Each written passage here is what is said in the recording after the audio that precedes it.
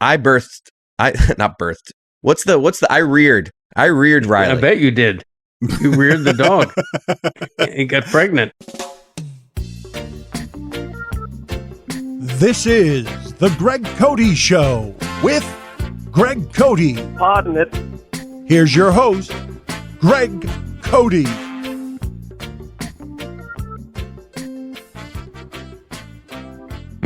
Pardon me. Oh, I'm sorry. It says sign in. Well, It doesn't say anything about original sound. I mean, for the love of God, Dad. No, Okay, we're let's sitting in just- this. No, the okay. podcast has started. We're sitting in this. No, not take out where I burped. hell no. No, that's God. that's going to be the cold open. Like, what are you What is talking the? It sounded like an animal. What's the matter Dad. with you people? I look, as I'm about to say this, I realize that there's been plenty of times where I keep us waiting. Yeah, And there have been times where I just go missing. So like, most times. but you like, I would say, because sometimes I'll either not respond or at the last minute, 10 minutes before, I'll be like, hey, I need 10 more extra minutes. Right. You text when we're supposed to start at 5 p.m. You texting at 4:58. Hey, I'm in the backyard with Charlie. Like, don't be in the backyard right then. Okay. Like, if I'm ever keeping us waiting, it's because like I'm running late with something. Like I'm driving, I'm scurrying in, and it's like you're just like you've been home all day, and it's like at 4:55. Oh, you know what? I'm in the backyard. I'll be a couple minutes. It's like Okay. that's annoying. Okay, can I explain something to you two? Neither of you own a dog, right? Here we go. No. No, because I've owned a dog, and I know that you can let him out kind of generally Okay. at any, like, once in the afternoon or once late morning. Like, Okay, what are we I'm talking not- about here? Okay, shut up for a second. I'm not speaking right now to you two. I'm speaking to our many listeners who are dog owners, okay? I have a routine. Charlie eats his dinner every day at 5. Okay, because we're recording at 5, I feed him at like 10 of, which I did. Wow. Sometimes he wolfs down his bowl of food instantly. Sometimes he leaves it, is not in the mood. This time, he wolfed down his bowl of food instantly, which means what? It means 5 minutes later, he needs to go take a crap. Meantime, it's about to rain in my neighborhood, so I rush him out the back door to let him do his business. And it's also right around the time that Yeti texts that Don't start this process at 4:50 when we're recording at 5. Because he eats at 5. This is like when you show up late to the Levitard show and you're just complaining about traffic. It's like, Dad, Yep. you left at 7. When I've told you a million times, like the traffic, like if you leave at 6:40, you'll never have this. Yeah, and it's no. You don't. Homie, don't play that. When you start the process of either leaving for work or taking Charlie out, that's where you're starting the process. So that you have to Okay. like delegate enough time from there. All right, says the non-dog owner. You preaching to me about dogs is like Levitard preaching to me about being a parent. Okay, just don't go there. If you're not a parent, don't talk to me Dad, about parenting. If you're not a dog owner, don't talk to me about dog owning. Your dog Sandy, Dawning. not Sandy actually, Riley. I birthed. Not birthed. What's the? I reared Riley. I bet you did. You reared the dog and got pregnant. Me and Mom trained Riley. Like as I was like 18 years old, living in your house. Like I've seen you with Riley. Like I was a better owner to Riley than you were. There, I said it. Chris Cote rears dog. Okay. Dad, can we talk a little Panthers for a second? I'd love to. I don't know if the listeners would love to, but I'd love to. As we're sitting here recording, there's, I would say, a 5% chance we have a Panther in this episode. Yeah. I've been in talks with the Panthers, and I've been given I'll let you know later this afternoon if we'll get you one. So there's a chance later in this episode that there's a Panther, but there's a chance there's not. A good Okay. chance there's not. But do go ahead. do we have the guy who would be starting on the 4th line if 9 other people got injured? Well, I gave her a list of players. So generally we just ask for anyone, and that's when we end up with that type of player. So I gave her a list. So if we, so we should be Okay. good if we do get one. But what I want to talk about is this, McOverrated. Like, how are we going to stir this up again? How are we going to use this? Come on, let's think about clicks. Let's think about growing this podcast. Let's pull a Right. Stugotz. Let's just be like, how can we benefit from this Panthers Oilers final here? And I think the way we do it is you go viral again. By this time, you got to go after Draisaitl. Like, obviously, you have in your chamber, if the Panthers win this series, he's McOverrated. But you need to have your good headline, as we talked about last week. McOverrated and Draisaitl, we need a nickname, and I have a few nominees. Okay, I would love to hear them because that's not a name, unlike McDavid, that's not a name that immediately says, give me a derogatory nickname. Right, because I have one that I think I know is a hit. I'm going to save that for third, but I'll give you the other two first because I have three potential ones here. Okay. All right, let's say there's an issue with like Kachchuck and him, and like there's like a lot of physical play, and after a game, he's just like, yo, those guys are dirty. Yeah. Then we would call him Leon Draisaitl. That's the one I had. It. All right, so there's Leon Draisaitl. Yeah. And then if he just kind of is like not playing well, but like, you know, maybe has a goal or two, so we can't really like crush him too much, but they're losing the series, it could be Leon, not that guy Seidel. No, not that guy Seidel. We don't like that one's not that good. This I see. I remember I have one in the chamber here that I feel really good about. Okay, right now Draisaitl is leading the field. Yeah. The third one is, and these were all written kind of in-house. Like, it's not like I went to the internet for this. This is if he's goalless. If he, like, you know, 3-4 games in, we're up big. Right. He hasn't scored a goal. That's a big one here. Leon Draisaitl. That's pretty good. Thank you. That one would be good coming from Greg because he'd deliver. It would sound like even more dumb than McOverrated. Right. But I think that's the only way. Like, Draisaitl. They got McOverrated. They got McOverrated and Draisaitl. And Draisaitl. I sort of like Draisaitl. That's my the favorite. Easier, yeah. So we just need him to like complain at some point for that to like work. That's good. I think I'm just going to double down on McOverrated. McOverrated. Did you Dad, but like Dad, I need you to like see you're going to do this thing and like you might get invited on like you like did you watch Stars Oilers? Like that last game, that clinching game? No, you didn't. Okay, so no, I did. I saw McDavid's. I think he scored the fourth of 5 goals, and it was a masterpiece. Now he got a loose puck. He got a turnover. They're up 3-0. They make all this big goalie switch. The Stars do. Everyone's criticizing the coach. Then they get 2 goals, Dallas. So it's 3-2. They're down 3-0 in an elimination game at home. I know. I watched the game, but I'm just kind of setting it up for the audience. Right. Okay. And then he gets the 4th goal, not just getting it, this like the skill and the speed. Like it was just scary. No, you're right. I mean, the one thing I'll say about McDavid is he skates faster than a thief. Okay. Yeah. He's like the guy with the TV under his arm running during a looting. It's like an all-time, like nobody does this. Like every hockey player looks at him and says, nobody does what that guy does. The way he controls the puck. I know. They all say that by habit. Okay. Look, McDavid, don't get me started on McOverrated, okay? Because we got plenty of time. We got plenty of time, yeah. Okay, game 1 isn't even until Wednesday. We have 2 or 3 weeks of McOverrated potentially. But I will say this, in addition to the obvious, which is that in 10 years he's never won a Stanley Cup, he's not a perfect player. He doesn't play much defense. He probably turns the puck over. I would say at least an average amount. He's not particularly careful with it. So, you know, he's not a perfect player. I mean, let's not. I love the safety net you gave yourself there of like, he has to turn over the puck at least an average amount. Well, he does. That's just like, you know, with all that's like saying the guy who like he probably has the most time with the puck in his hand. So it's like, I would imagine he's average in turnovers. Yeah. He's won 3 Hearts. He's won 3 MVPs. He's led the league in points 5 times, only led in goals once. But yeah, he's a great player. I've never McOverrated doesn't mean he's not a great player. What it means is he's not great enough to have led his team to a championship. No, it's a great take. And if they end up losing this series and the Panthers win again, like that noise is going to get ratcheted up and you are going to be able to like plant a flag of like, I was here first. You should write a book about it. Like you could write the McOverrated book at some point. Yeah. Leon Draisaitl. That's right. Well, Leon no title.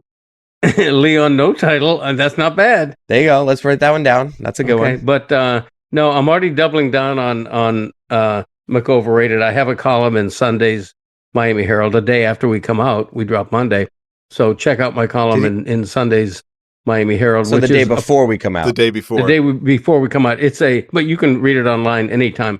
It's that was weird. It's a Stanley Cup preview column that goes into my doubling down on why McDavid is overrated, McOverrated until he proves otherwise. So, anyway, you're already taking crap online. Like you've already freaked Roy out. He's already given you a GD on Twitter. Why? Because of something my dad said? Like he's already because of his McOverrated article that he put out today. And I'm sure Mike is already cussing you. And I would say, Dad, like, all right, write the article though. Like, don't be like live tweeting game one. Like, you should like everyone knows your stance. Like, yeah, like don't be the guy. Like, you don't want like these. You're not ready for these hockey streets. Like, okay. First of all, your point is well taken. Next thing you know, you're going to end up on Spittin' Chicklets, and that you are not going on that podcast. Okay. All right, whatever. Spittin' Chicklets. Come on, come up with a real name. No, that's the guy that Greg is Cote see, show. What? That was Chicklets. We do not he does not speak for us for me. Like that is I watch that podcast religiously, especially during the playoffs. Right. Okay. I will say I am so looking forward to this series, and one of the reasons is I love a rematch. You don't get them that often, and the other reason is this series is dead even in terms of betting odds, in terms of, I just saw today, NHL.com surveys it 16 experts. They're 8-8 on who's going to win. DraftKings has Panthers a very slight favorite. I've seen the other way, though. FanDuel has the other team a very slight favorite, so it's great. I can't. Do you want to do predictions now? I haven't really thought about what my prediction is. Like, obviously, I'm going to take the Panthers. Obviously, you are too. Yeah, I'm taking the Panthers in 7. On the road? Yep. Oof. That's correct. I'm hoping to go to game 5, by the way. I'm calling it Panthers in 5. I'm just doing it.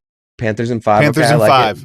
I honestly, I think we are underrating this team's ability to rise to the occasion. And I think they will meet Edmonton where they're at.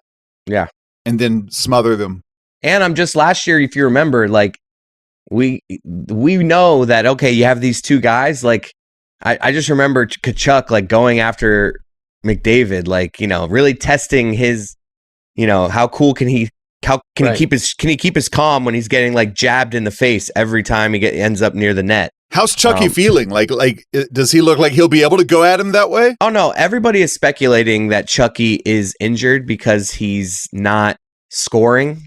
Like, even though he's had enough points, like, it's not like he's got no points, but there's the Panther fan out. There's a lot of Panther fans out there that are just speculating that he's not 100% and hasn't been the whole time, but he's still contributing in the way. He had a big deflection goal in that clinching game against Carolina. He's doing all of that jazz that I was just talking about, of like, he might be not hitting as hard as he usually does, but he's still, he did the stuff with Aho during the Carolina series. So even if he's not getting points, I have no worries about Kachuk right now.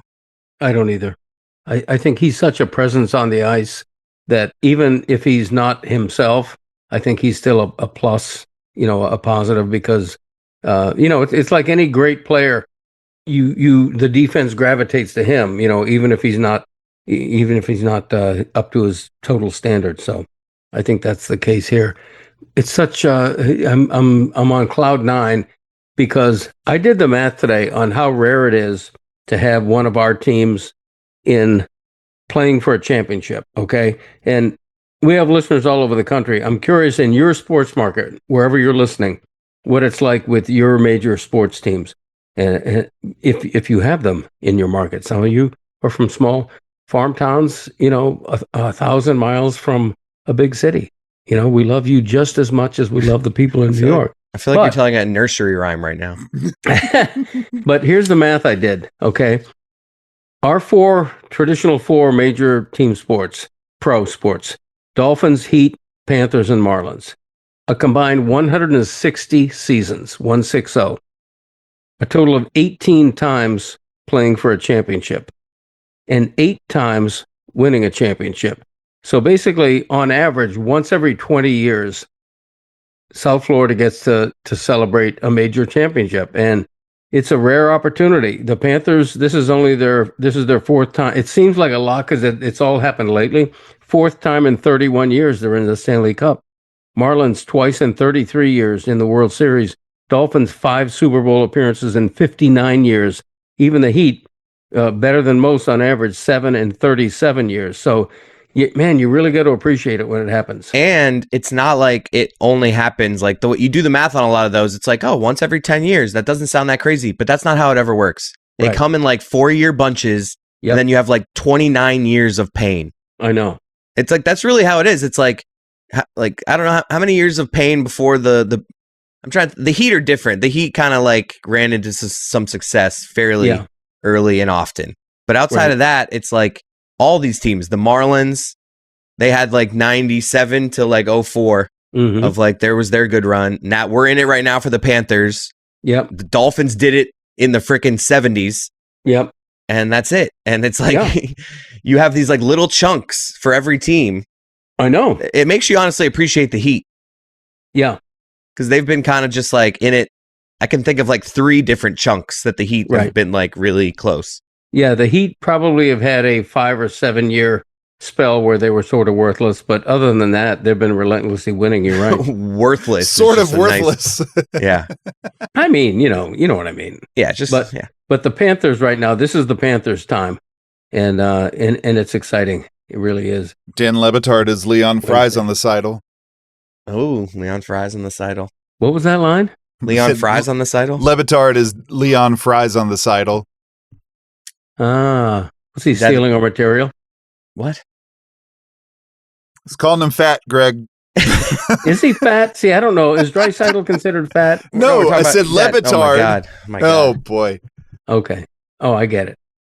Okay. By the way, I want to move off Panthers. I want to move away from that last 15 seconds.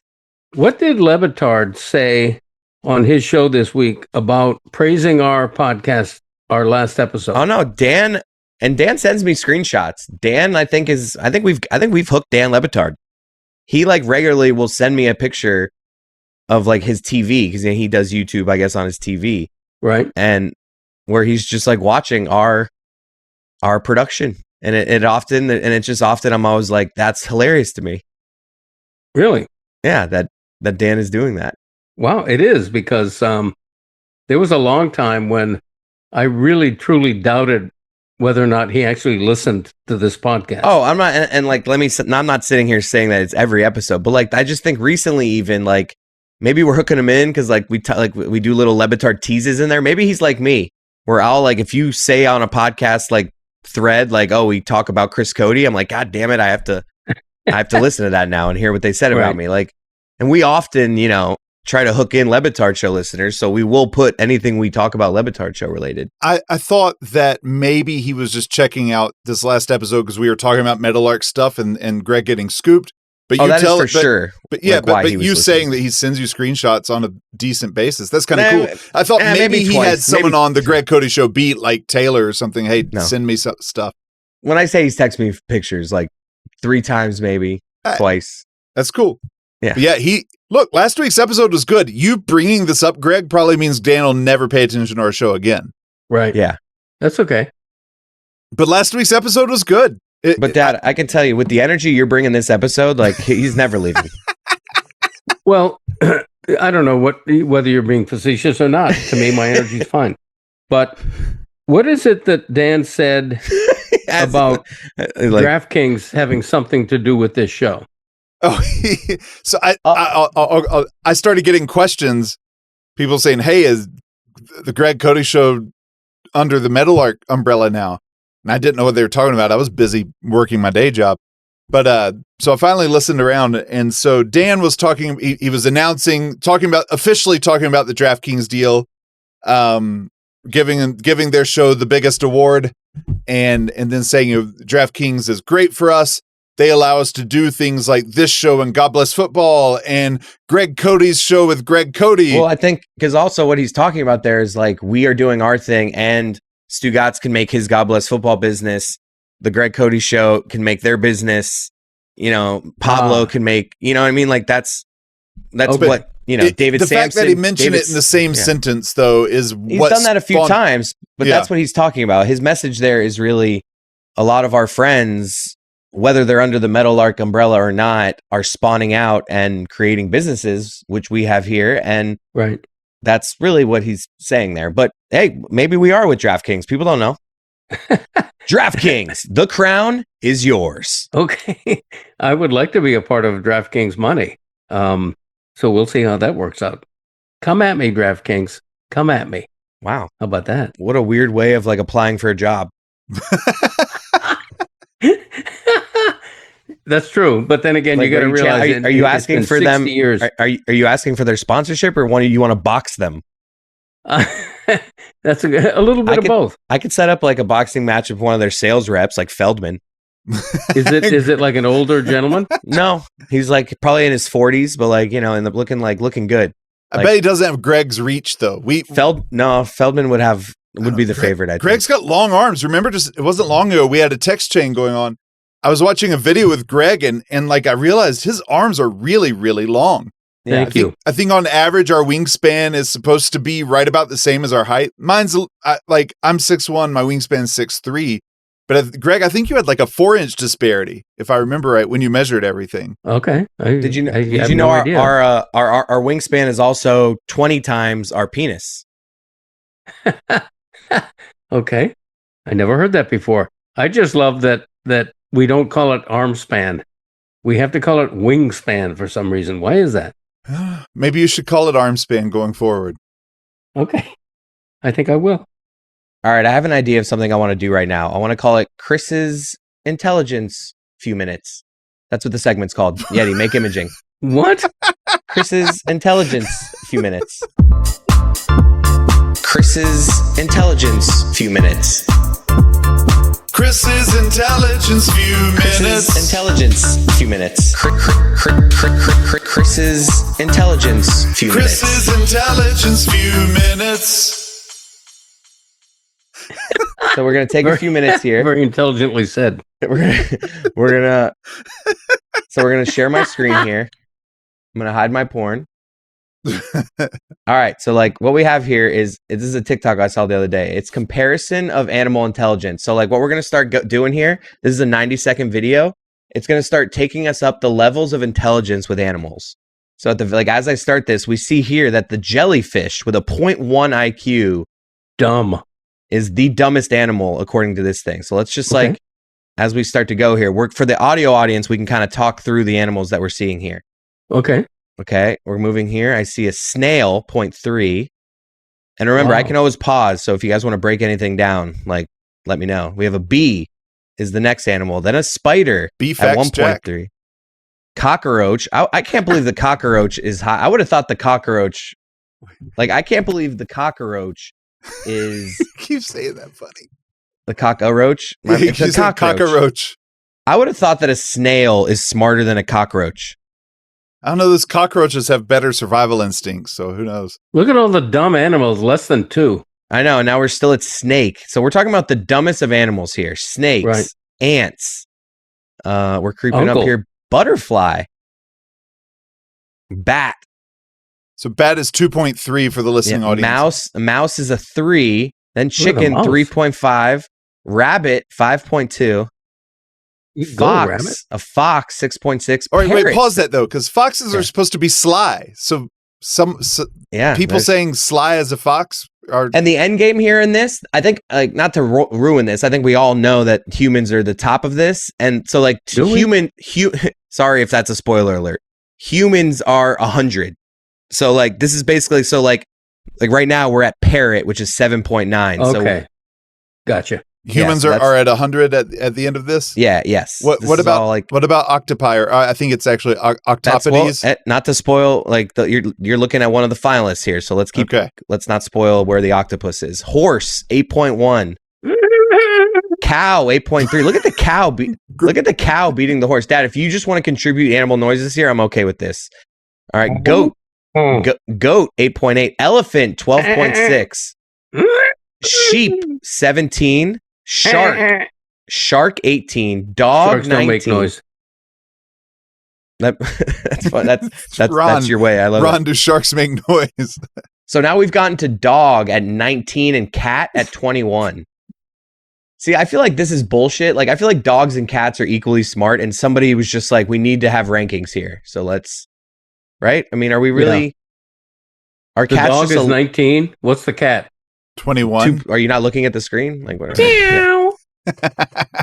So that's one. So basically, what they're saying is the cat and dog are 1/5 of the intelligence of humans. Okay. I would have thought it was actually less than that. All right, moving on here. The wolf, 25. Oh.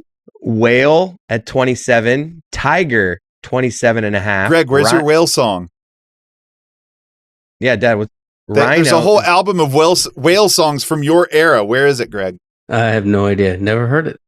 All right, we got hippo at 29. Look at the big dumb hippo. Lion at 30. The pride of a lion, outranking the tiger. Dolphin, 31. Crocodile, 32. Crocodile Rock. Crow, 32. Wow. So Sure, like Black crows. I remember the parrot was like 9. It's just wild. I didn't know that a crow was like a much superior bird. Oh yeah, the upset bird. I don't know if it's crow or crows, but they are exceedingly intelligent. You know what we haven't teach them seen to do yet? all sorts of crap. Maybe it's not on here. We'll see. A squirrel. Have we seen a squirrel yet? No. Pig, Ooh, there's a 37. pig hat. Killer whale, 39. Okay. Oh, big jump here. Big Wow. jump here. Octopus at Wow. 73. Huge jump. Yeah. So wait, let me see here. Let's go back. There are no animals in between.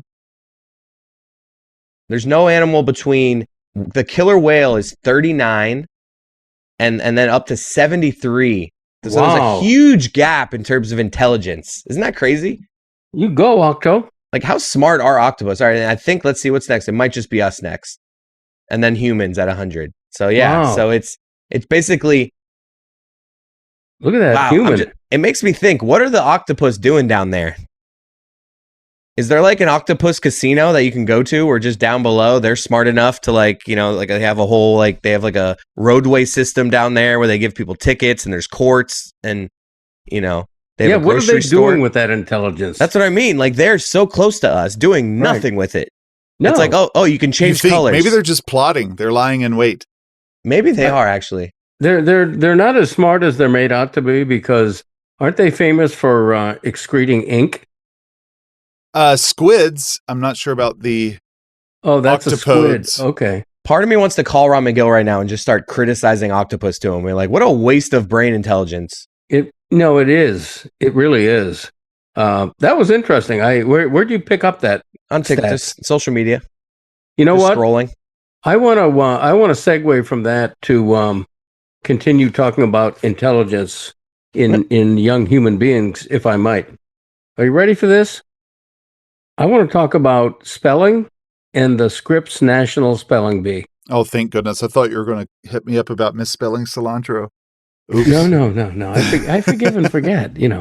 Actually, I forgive, but I never forget. He never forgets. One of the Scripps National Spelling Bee, one of the great American institutions.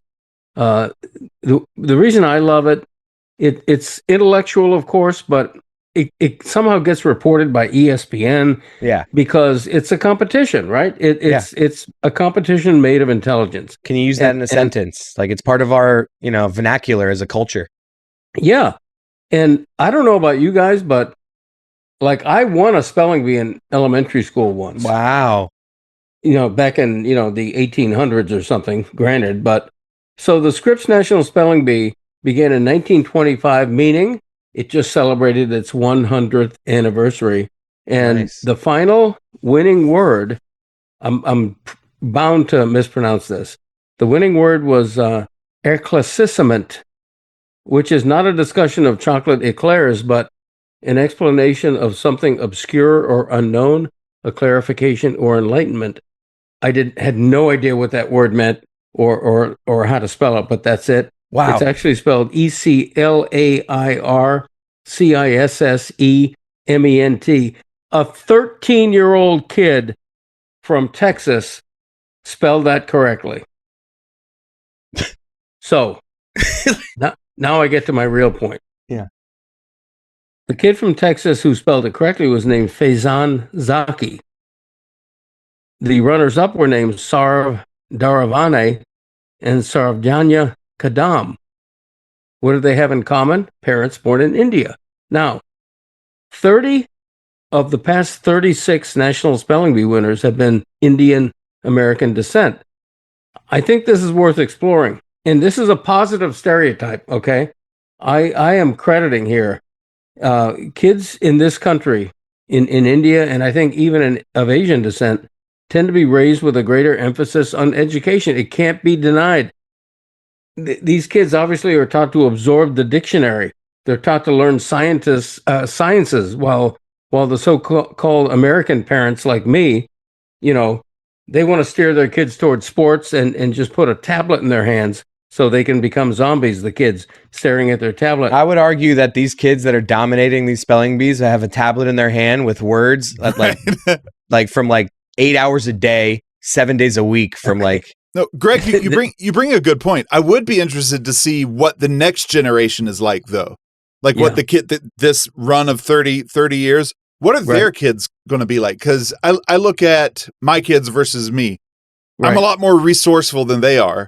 Yeah, I grew up with a lot less than what I'm giving them. I mean, there are more kids for us to have to share our resources around than I have, and I make better money than my dad did, and so I'm curious to see what level of resourcefulness my kids will have compared to what I have. So it could be something similar. I wonder if the next generation will have less of an emphasis because there's been less of a maybe their second or third generation in the States at that point. So maybe there's a greater comfort zone. I don't know. Yeah. I just wonder about that, though, because when I was a parent and Christopher and Michael were growing up, it was all about sports in terms of extracurricular activity.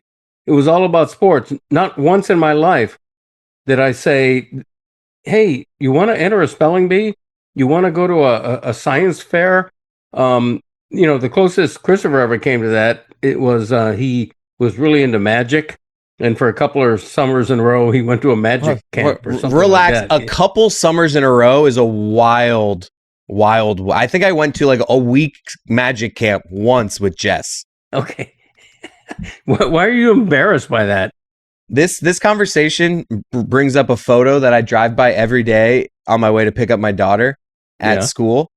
It's for the audience. It's like a yellow sign in a neighborhood where there's a lot of houses. So what's a sign you see always in these type of neighborhoods? Speed hump. Slow down. My kids at play. It's one of these signs. Okay, right. I think, but I'm going to show you what the sign is, and you guys I'm a little confused. No, my dad did this. Yeah, because slow children at play. Yeah, it says slow children at play, and it's like, do I need to go even are we talking about kids that might be running out? I don't want to make fun of here. It's just I drive by this all the time. No, my dad made road signs with our family's last name on them and put them on in my grandma's house down in Florida. Yeah, and it's slow. We'll just say Yeti. Slow Yeti kids at play, and the way it was phrased, because Yeti was on the same line as slow. Right. It looked like he was calling us all slower. Slow. It does make me go even slower if I know that there's some kids that may be struggling a little bit. Well, kids are slow. They tend to be slow. You have a car coming at a 6-year-old. He doesn't know what to do. He's like a deer in the headlights. So he hadn't been trained to get out of the way. They're like squirrels in the road, kids. They go shift left to right. They don't know what to do. That's why you do have to slow. That's why you have to teach the children well. Yes, like the song says. I have to go to the bathroom and my dad's going to take a nap.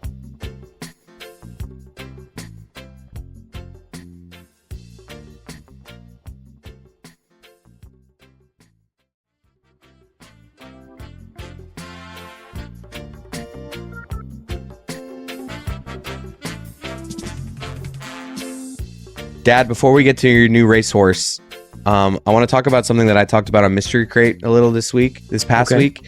The Finger Hall of Fame or the Finger Mount Rushmore. I don't know how we're really doing this. Just the elite.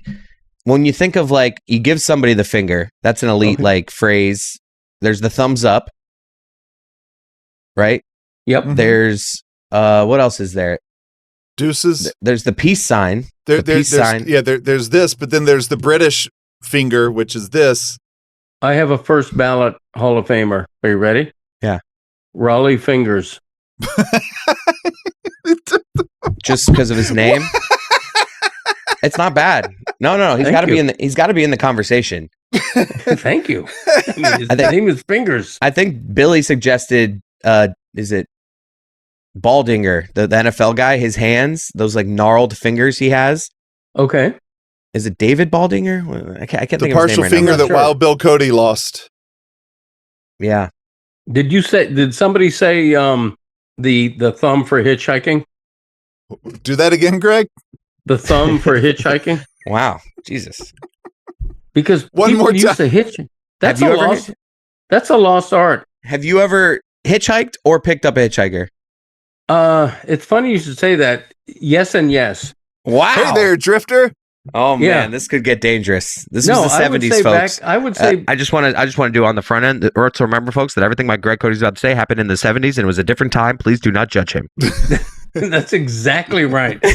That's exactly right. Hitchhiking was prominent when I was like in my late teens and early 20s.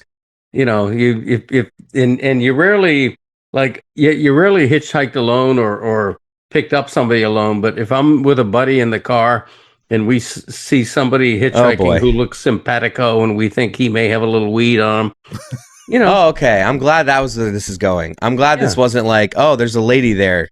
Let's pick her up. Kind of thing. No. It was never like that. It was never like that. But anyway. But do the gesture again, Greg. How do you hitchhike? You're going to get picked up every time. And when and when you were the hitchhiker, do you bring a little weed, saying that that's how you get this done here? You tell them, hey. No. So you're the worst kind of hitchhiker that you pick them up and it's like, hey, you got anything? And you're like, no, I just need a ride. I hitchhiked probably. Oh no, what did you offer? Life. Oh man, what did you offer? No, Did you see the gesture, Chris? That's what I'm saying. Look, you guys are getting it all wrong. I should not even have brought this up because there were probably a total of 5 times in my life when I either hitchhiked or picked up a hitchhiker. It was a very short-lived phenomenon, but I bring it up because back in the day, people used to hitchhike. Now, I think it's actually illegal. I know it's illegal to do it on a major highway. But hitchhiking, some guy on the side of a road with a thumb, it used to be common, man. It was really yeah. I mean, I guess there were no Ubers, so it's hitchhiking was a big thing. It also was kind of right around the golden era of serial killers, but just kind of timed out. I hadn't thought of that, but the point is, why'd you get scared of your microphone? The point is, any finger. I want to my dad just had I don't know if we can do an instant replay. I'm just making a lot of work for you this episode. We don't have to do it, but my dad just looked at his microphone and was like, "Whoa." Well, he's got his headphones turned up too loud and he keeps feeding back. He's also continuing to talk to the wrong portion of his microphone. He's got to make that thing erect, Greg, and talk to its face. That's what she said. Get that thing like it's a hitchhiker. Hitchhiking is illegal in Nevada, New Jersey, New York, Pennsylvania, Utah, and Wyoming. Everywhere else, it's legal. Not Florida, baby. Okay, but the point is, the hitchhiking or the Finger Hall of Fame needs to include the hitchhiking. This. That was a long way to get us there, right, Dad? You know that you're making a jerk off motion. No, pocket hockey. Like I'm going like this. Okay, well now you're putting it more distanced away from your midsection, but before it looked like you were masturbating. So okay, you guys have a dirty mind. You were on a roll, by the way. Just Greg, Dad, this is a chef's kiss 2 weeks in a row for you with porn bookstores, and then now like keep it coming. No pun intended. Keep them coming. Okay. By the way, Chris Cote, you got properly eviscerated last week from people from all parts of the country. That's crying not true. In unison. Yes, they were called adult bookstores. Okay, but whether that you found, first of all, I didn't see any like screenshots of something that said adult bookstore. It says XX. Most of them don't exist anymore. Dummy. It says XXX store. Like I saw zero proof that I was wrong about this. Okay, like right. You won't admit that you never walked into a store that was 1,000% a bookstore. Greg, did you almost fall out of your chair? Yeah, what are you doing? This thing keeps screeching at me. We got to get my dad a better mic. Yes. We got to get him. Yes. We got to get him all the stuff. Dad, nobody can hear that. Okay. Only you can hear it. Like I just with the visual that you're creating. Like Greg, turn down the volume on your headphones. It's because remember at the beginning he was like, "You guys are low," so he turned up. Yeah. And now it's Turn down the volume on your headphones and make your mic face erect. How do I turn down the volume on my the headphones? same way you turned it up before we were recording. All right, whatever. Let's continue here. Okay. I want to mention some very exciting news.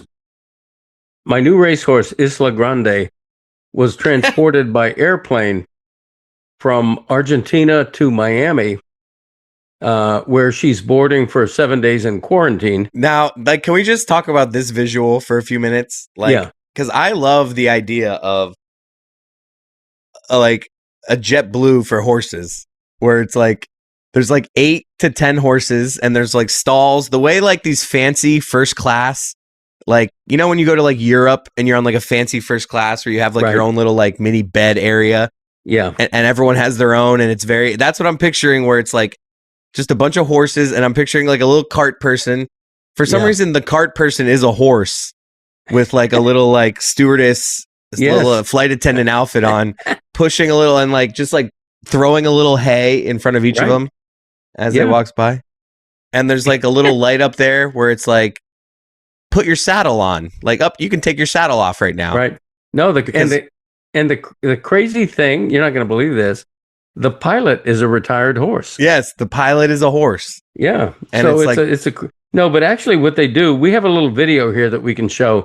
There are certain companies that do nothing but, transport horses to airplanes. And I imagine, because we just saw how horses are not high on this list of intelligence. So like, I imagine that you have to comfortably, before I see this video, you have to like comfortably put something around their entire, like where they can essentially walk, where they're like almost lifted, maybe where they're like floating in these. Like I'm very curious to see how horses fly. The horse, as you'll see on the video, the horse walks on its own into the airplane, but they also disguise it so it doesn't look like, and they try to make it something that seems normal, and if you'll notice in this video, the horse is wearing earplugs. They put earplugs in the horse so that is he chewing gum? I don't know about that, because racehorses are very skittish generally. Yeah, they're not smart. It's because they're like freaking out. It's like they're also like, trained and bred to only do one thing. Right, but they're probably not smart enough. They're kind of like dogs with fireworks. Like they're not smart enough to realize, hey, I've been on like 74 car rides. I could probably let's all admire my beautiful new racehorse, Isla Grande. We expect great things from this Argentinian filly. That's a horse's ass. Damn right. Anyway, I want to see this flying process. That's it. That's all you get. I thought we were going to see I thought we were going to get like a cool look of like the exact process that they go on the plane and then they put their blindfold. Like we just saw a horse being transported from vehicle to vehicle there. Right. No, you take what you can get, kid. So anyway, what team is this? This isn't Team Valor, right? Yeah, it is a Team Valor horse. Yeah. Okay. And the horse. And what is it again? Isla Grande? Isla Grande. So something big. The horse just flew Big from Island, I think. Yeah. Argentina to Miami. 7 days in quarantine in Miami. Then it's going to be trucked to a farm in Ocala, which is upstate Florida, to train. And by late this year, we should be able to see her, not only see her run, but actually literally see her run at Gulfstream, a local thoroughbit track. So that's going to be super exciting. Big Island is what it translates to. Are there any other, besides bullshit and horse shit, are there any shits that we regularly put in the lexicon? That's a good point, because nobody ever says cow shit. Right. Damn patriarchy. I guess when we're just saying, oh shit, we're talking about human shit. Yeah. But what do you think is more popular, bullshit or horse shit? Bullshit. You think? It shouldn't be. Yeah. It shouldn't be. But I wonder if it depends on where you're from too. Like what part of the country. If one part of the country says one versus the other. Is there a difference between bullshit and horseshit in terms of how we use it? It's always just like the same thing, right? They're synonyms. Like, yeah, I think it's all manure. Like I feel like actually, I think bullshit is when you get unlucky with something, and horseshit is when someone does something to you that was like controllable. Like that, what that person did there was horseshit. Like that was a horseshit move. Whereas bullshit is like The Panthers just got 3 goals deflected in that first period. That's bullshit. That's like, that was lucky. Whereas like horse shit is when I'm wronged by an asshole. Like what that guy did, that was horse shit. I just nailed that. I talked it out. Yeah. And I think I nailed that. That's a fine tooth comb because I always thought of them as interchangeable synonyms. Yeah. No. Wow. Okay. Christopher, I want to talk to you about what we did last night as we speak. Yeah. We're recording this. And we're running out of time. I don't think we're going to have time for like any of the stuff this week. Oh, yeah. We'll have time for all of it. But real quickly, we went to Graceland's, what do you call it? A gymnastics thing? Performance. What was it? See, this is one of those things I get scared here because like you just want to like talk about something that I'm not sure we have a lot to talk about on. Yes, we went to a gymnastics, like the end of every, the kids do these karate classes, gymnastics, dance. And at the end, they have a thing where you come and watch them. We did that with my daughter, gymnastics. It was adorable. She's cute. The only thing I want to express is that when I think of all the joys I get out of being a grandparent, last night is one of them. Even though it's quick, it's a half hour or whatever. That's a good thing. I'm glad it's one of the best things about it. They like get in with the cuteness and get out with the cuteness. I don't need to be here till 8:15. And the one thing, yeah, I know, because you wanted to get home in time to watch the Edmonton game. I get it. Thank you. I was right there with you. Yeah, I'm sure you were in a different house. But you went to. I got under good authority that you guys went to dinner after. How do you know that? Thanks for the invite, by the way. You go to my daughter's gymnastics thing. By the way, I'm totally kidding. I probably would have said no because I did want to get home. You were in a hurry to get out of there. Well, I'm just like, I hate the lingering, all right? She comes out, we give her flowers, we take a picture, everyone gives her a hug, and then there's the linger. Right. I don't want to linger. It's like, all right, we're done with this thing, right? All right, let's go. Yeah. See you guys later. Yeah, the Cranberries, let it linger. But I thought... Or Finger, one of the best parody songs that Yeti and shout out Penny. I thought her one-handed cartwheel was professional quality. Yeah. It looked great. It was the best done there. And the video, the best done there. That's ridiculous. There were like clearly like 4 or 5 kids that they like were there like, no, Grayson was, in terms of cartwheels, one of the best. But like you're just being a biased grandparent if you're like, she did the best cartwheels. Yeah, very true. But it was great. She practices those a lot. It's a credit to her work with those because she's constantly in this house. I told my dad she probably does 300 a week in terms of like cartwheels or handstands. Like she's just constantly doing that. And good for her. And it's paid dividends. Like she's good at it. It made me kind of want to do a grandfather-granddaughter Olympics. Oh, she would destroy him. Oh, I would do that. That's actually hilarious. I mean, my dad is not in the physical state. He doesn't ever exercise. So I'm not comfortable making my dad run a mile. Like that would be a hilarious bit of who could run a mile faster, Graceland or my dad. Yeah. But my dad doesn't ever get his heart rate up. So I fear that the first time we made him do it, he would die. When was the last time either of you did a cartwheel? I can do a cartwheel if you're talking to me. But when was the last time? I mean, with my daughter doing them as much, I've done one in the last month. Okay. Greg? Oh, God, I don't do cartwheels. I used to be a handstand guy, like in my 20s. I literally would not do a one-handed cartwheel. I wouldn't even, that would be I'm not. I can't do one-handed. No. I'm not doing one-handed. Yeah. But in my 20s, I would regularly do a handstand and be able to like stay up for like 4 to 5 seconds. Wow. Salute to your wedding night. Yeah, hell yeah, buddy. Let's do that. Let's do the granddaughter. I need Olympics. you have to train. Like unless we're going to do something Winter like Olympics me and you are coming up in 26. Plan it for them. Let's just figure out some categories that won't get anybody killed or embarrass anybody, and the real story is you should maybe walk a couple times a week so that you can get to a point where you can compete with your granddaughter in something physical. Or get in and out of your low car a lot more frequently than you do. She should walk to compete with me. Don't get me wrong. Or just that, like you tell your doctor, exercise more. Walk more around your house. Just walk around your house more. Nobody walks around my house like I do.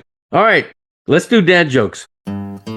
He's always kind of thinking that his puns are in vogue. He cracks himself up like an egg with a yolk. And now Chris's morale is broke. Dad jokes. Can we just maybe do Herb of the Week and then get out of here? No, let's do them all quick. They're super quick. Dad, we're running really long. Like, it's okay. We've done this before. You don't have to do those every time. I would like to do it. Let's do dad jokes. Number 3. What did the flowers do when the bride walked down the aisle? I don't know. They rose. Number 2. Why did the man smear peanut butter on the road? Catch a chicken? To go with the traffic jam. I like that. Number 1. How many apples grow on a tree? Zzz. All of them. 3 facts, Jack. There are 3 things that interest him, so sit right back for 3 facts, Jack. You feel good about that? I do. Especially you because guys. it made me have to think harder because he said all of them. Like, is there supposed to be an olive joke as well? No. All of them. all Yes, because all of the of apples them. grow on trees. Yes. Three facts, Jack. I don't get it. How many apples grow on trees? All the apples, Chris, because it's not like they're growing in an apple bush. Right. Number 3. Wow, that might be the worst one in history. I think it is. That's really bad. Like, Number 3. Produced and sold in some 35 U.S. states is the meat product of a cow-bison hybrid called beefalo. what would that sound like? That's a funny joke. What would that sound like? That's a good question. What does a bison sound like? I don't know. Number 2. It would be like, oh, I'm Josh Allen. I enjoyed this one because I had no idea. Number 2. Before he was famous Amos, known for his popular chocolate chip cookies, Wally Amos was a talent agent who discovered Simon and Garfunkel and whose clients included Marvin Gaye and Diana Ross. I like that one a lot. I had no idea. Yeah. I was flabbergasted. Number 1. The main ingredient found in household dust is dead skin cells. Ew. I knew that. Yeah. Ooh, is an appropriate response. Number 1, or no. That number was Did you one. number guys 1. did you guys see what happened to me at Lebitard show last week with the spoon and Yeah, germs you're and all that? disgusting, Chris. You are gross. No, what happened? You guys are you're afraid if something falls on a floor, like you run scared of it. There's so much pee-pee on that floor from people going to the bathroom and What other pee stuff. on what floor? Dude, Like, what are you talking? people walk on that floor. They walk to use the bathroom. They walk through Miami streets, which who knows what's there. Dude, as if like every step you take is like you're trailing every place you've walked. Yeah, like yeah. Dude, Okay, I was, what did you do I was with in this Jackson, phone? Mississippi this week. I dropped the chapstick out of my pocket, threw it away. It's gone.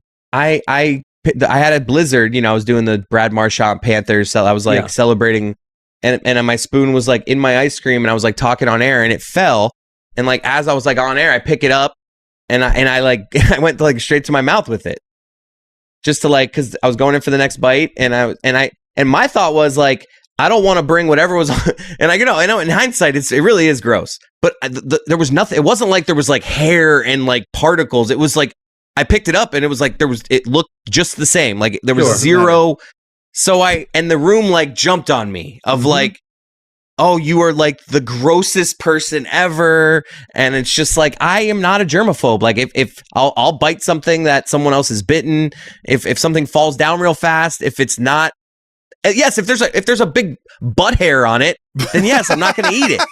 But it's like, if I pick something up off the floor and it passes the test, Nope. because they're saying, and then they're Just arguing go get another spoon. in the replay. I never like inspect the spoon, but when I go down to pick it up, I'm not doing this. So I'm going down to pick up the spoon and I'm looking at the spoon. So I saw that there was nothing on it, and yeah. That's Okay. not the only gross thing I did, because then they got me they put me up in a corner, and then I did like something else disgusting to prove how I don't really care. Okay. The official verdict, Christopher, not guilty. No problem with the spoon thing. You got to eat a peck of dirt before you die. I okay? said that on air. I referenced go. you. And I There was you like, go. and I know what you're thinking. A peck is actually a lot. It sounds like something that would be small. Exactly. I love how I did something else disgusting and my dad just doesn't even care to know about it. But go ahead, Dad. Well, what was it? Mike Ryan took a wet, damp paper towel and like put it up on the floor and lifted it up to like prove the point of look how dirty this floor is. Yeah. His point wasn't proven because there really wasn't anything there. Yeah. I'm telling you, Metal Arc spends so much money. There are cleaning people in our studios every day after we leave. Okay. What'd you do? And then Mike crumbled it up and he like did the thing of, you won't put this in your mouth. And the damp paper towel that was like pressed up against the floor carpet with nothing on it, he handed it to me. And then the whole room, Dan started doing his fake throw up noises. Like everyone's like, Chris, seriously. And like, you know, I'm a showman. So I put it in my mouth and I ate it. Okay. I didn't eat shaman it. to cure you of your diseases that you're going to get. Okay. You had me at the spoon, but I probably wouldn't have done that. And the funniest thing about it is that was a Thursday that all happened. Friday morning, woke up with a sore throat. Like I don't feel well today. Like I'm like, you know, I don't feel like it's not bad. Like it wasn't enough to not go to work, but I just like woke up just like, I was just like, who was I around? What germs was I around? And I'm like, oh yeah, I put a paper towel in my mouth. Yeah. No, that was quite frankly pretty disgusting. But Billy told me that that's not how I got it. So I think I'm good. All right. Gripes of wrath. All right. Annoyances, complaints. Greg's got grievances out the ass, so buckle up, Buttercup. It's time for Greg Cote's Gripes of Wrath. Okay, this is a week old. I'm going to admit that, okay? But it happened again last week as untold numbers of Americans wished each other a happy Memorial Day. Dear oblivious citizens, Memorial Day is a federal holiday, a day of remembrance for mourning U.S. military personnel who died while serving in the armed forces. It's inappropriate to say happy Memorial Day. Even as many of us just think of it as a day off to drink beer and eat hot dogs, respect the day for what it is, a time to honor the memory of veterans who made the ultimate sacrifice. Booyah. I feel like if you've hosted so many Memorial Day barbecues that I feel like you're not qualified to go on that rant. He goes on this rant every year, though. I know, you do it. It's like, this is such a straw man, Hulk Hogan. Let me get the no. Okay, Dad, like I get it. If somebody comes in and is super like, hey, happy Memorial Day, I will even be like, you know, you're not supposed to. Right. Like, let's just like avoid saying that. Like, but to go on this all like relax. All right. You enjoy that day off. You use that day off for fun. You don't you don't go to a cemetery. Like, I don't stop with your high horse. Look, you can think that people overreact by being upset about not people, you. So I'm alone on this. No, I just think that like I'll attack each person who gets on their high horse about this, and I will anoint whether they deserve to be on this high horse, and you don't. And what if that person who's upset about it is a Army veteran who knows people who were killed in service? I didn't say that you should say Happy Memorial Day. I'm criticizing the people who have barbecues, who enjoy and have happy Memorial Days, then getting on their soapbox of being like, hey, people, show some respect. It's like, okay, like you go ahead. It's just so like, but you have Memorial Day barbecues. Okay, listen. I'm not saying you can't enjoy the holiday. What I'm saying is don't say Happy Memorial Day. All right, and the person that understand what the holiday is for. But the person that hosts those barbecues is least qualified to like go on this spiel that you're going on right now. Okay. I think you're wrong as I almost said as always, not as always, just as usual. Okay. Herb Top 20 Countdown. The Greg Cote Show with Greg Cote presents Greg Cote's Top 20 Herbs. Here's Greg Cote with your Herb of the Week. Such a classic Greg Cote rant. Number 20, Acmella oleracea, the toothache plant. 19, Hall of Fame cornerback Herb Atterly. 18, non-irradiated bay leaves. 17, 30th U.S. President Herb Hoover. 16, 1960s movie about a VW race car, Herb the Love Bug. 15, 1960s jazz pianist and composer Herb Hancock. 14, Aaron Rodgers' favorite hallucinogen, ayahuasca. 13, 60s and 70s TV actor Herb Edelman. 12, the king of herbs, basil. 11, the Miracle Man, 1980 U.S. hockey coach Herb Brooks. 10, the herb symbolizing long-lasting love, rosemary. 9, Los Angeles Chargers quarterback Justin Herb. 8, the herb salsa dip cannot live without cilantro. And now, number 7. Many call it a spice, but it is botanically classified as an herb, and it's the most expensive herb by weight at around $60 an ounce. Thank you, Crocus sativus plant. It's saffron. Wow. I didn't realize it was that expensive. It is, because it comes in little tiny gold threads. Like if you buy saffron, it's usually in a little tiny plastic container with like 5 or 6 little threads looking Yeti straws in it. So it's mad about saffron, and she's just mad about me. They call me Mellow Yellow. Quite frankly, They call that me is Mellow funny. Yellow. Yeti, the I fact like that it. you just put saffron, one of his herbs of the week, into a song, as he was doing that, I just had the idea, and I'm sorry for this, Yeti, but you have 6 weeks to do it at this point, because you don't need to have this done until we're done with this list. But I'm going to need a song like celebrating this list where you reference every one of these. oh, in I the like song. that. On it. That's a challenge. Damn it. Yeah.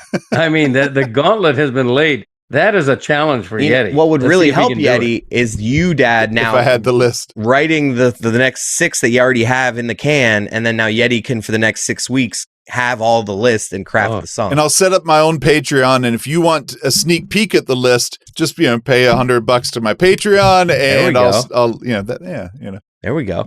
What do All we right. think? What do we, Yeti though? What's a good like herb parody? Like what parody could we do? Are you I thinking, don't know. like, I mean, I original? might just do something original. Look, our theme song is named Herb Lawrence after someone an old man I went to church with. So Nice. I can do it. What a fun Okay. fact. Fun fact that improved no one's lives. Wait, when you say our theme song, like you mean like the music that we hear for the Greg Cote show? No, for the Herb top 20 countdown. Oh, okay, my that's bad. It's a song I made was up. like- It's a song I made up called Herb Lawrence. I was like, I'm pretty sure I just found my dad's podcast intro music on like a commercial free. That's true. I remember that because I told you I wanted like a little bit of a reggae vibe to it. I think it's perfect. It's a little reggae feel plus it's whimsical. So on that note, thank you as always, Pod family. Oh, man. Welcome back. We'll see you next week, Jack. Welcome back. Leon No Title. We're leaving. I mean, what will we get next week? Greg Cote, last week, porn stores, this week, hitchhiking. Like, you're on a hitting streak, son. I don't know why I called you son. All right, see you later. All right, see you guys. Love you, listeners. Love me back. Jack. Jack.